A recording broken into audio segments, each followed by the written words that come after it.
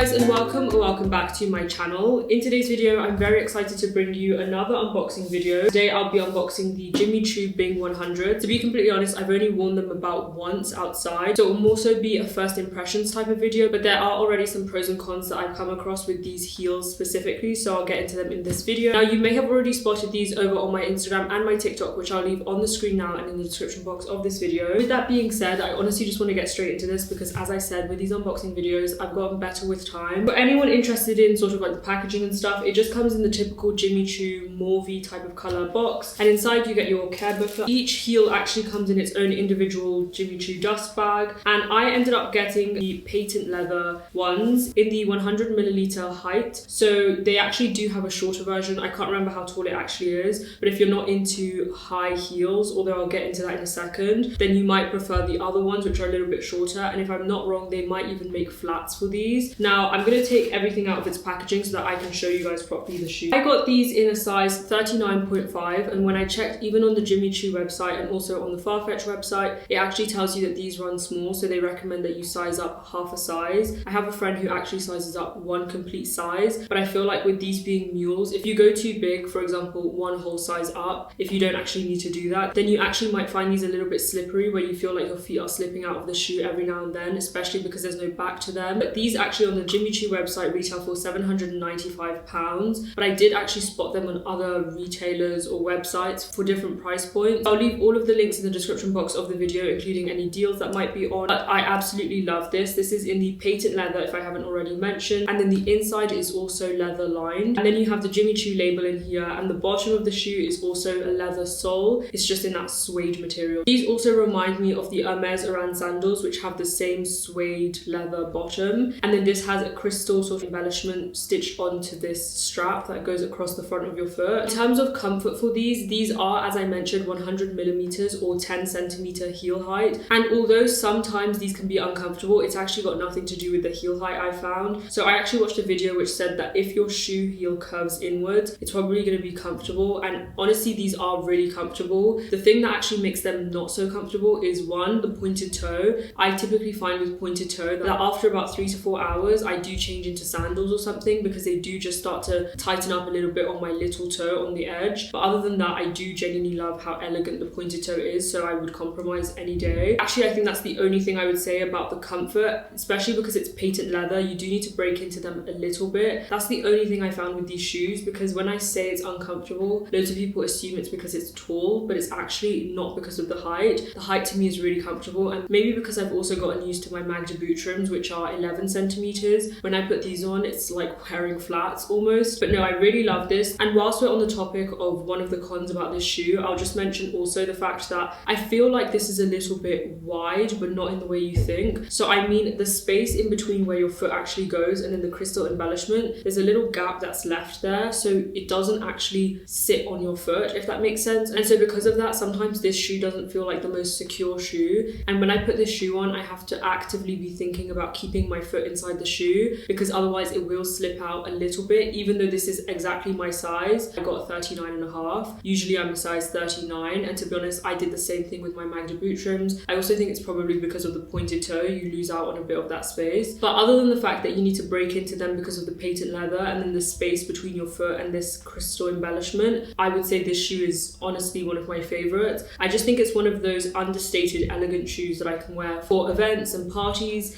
Now, one of the other things I almost forgot to mention is to do with the crystal embellishment, which is that you actually can't really wear this with trousers, because the crystal embellishment actually catches onto the fabric of your trousers, unless it's like trousers that really don't touch this. So if it's really wide leg trousers, you might be able to get away with it, but for the most part this catches onto everything, and it really is not the nicest, especially if you have a dress or a pair of trousers that you paid quite a bit for. It does start to catch on them, and the last thing you want is for it to catch on the fabric and then for it to rip your trousers or your skirts or your dresses, especially if they're maxi length. I would say with these, they actually work better with, if you're wearing jeans with them, you have to make sure that they're not going to go on top of the crystal embellishment. And then if you're wearing dresses, I would say make sure that they're not maxi length and that they're a little bit shorter, maybe midi or even mini. To be honest, even though that's a con, now that I have my Magda boot trims, what I typically do, if I'm wearing a long dress or long trousers, I go for my Magda boot trims because they're still the same black pointed toe. And then if I'm wearing a shorter dress or even just trousers that don't touch the the crystal embellishment, then I will wear these instead, which, to be honest, fair enough, because you want to be able to see the crystal embellishment anyways. Now, compared to other heels that I actually own, I would say this one doesn't have as much cushioning. I actually have a pair of Kurt Geiger heels that I picked up before these ones, which are the dupes for these ones. I believe they're called the Duke heels. I'll also leave them in the description box of this video, and I believe I paid 180 something for those. Now, those ones have a lot more cushioning. They do have quite a few differences which make me prefer this one. Like, this one has a more streamlined and I guess elegant touch to it, and the leather here is cut much thinner or slimmer than in the Kurt Geiger heels. Those ones are a little bit more chunky on the foot, which actually didn't make my feet look that flattering, and then the crystal embellishment on the Kurt Geigers are a little bit lower down, so it just doesn't make your feet look the most flattering, but I guess you get the look for less. However, I just think there's something about these in particular that I wouldn't go for the Kurt Geigers over this. Again, for comfort reasons, that one has a lot more cushioning and padding than this one, so